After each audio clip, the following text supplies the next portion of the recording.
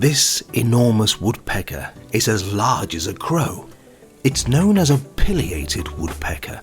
This one is foraging in the winter of northern New Jersey, USA, where it's inspired a cartoon character called Woody. If you listen to the call of this bird, you might hear a strong resemblance.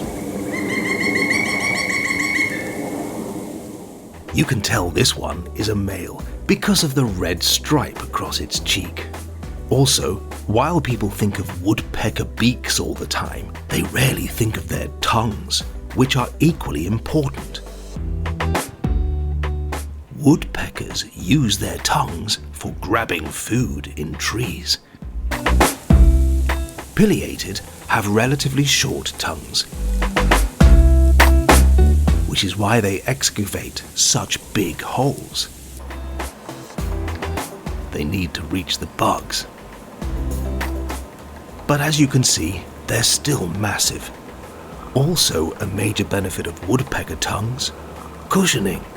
They essentially wrap their brain with their tongue for an added layer of protection so they don't knock themselves out while headbanging looking for food.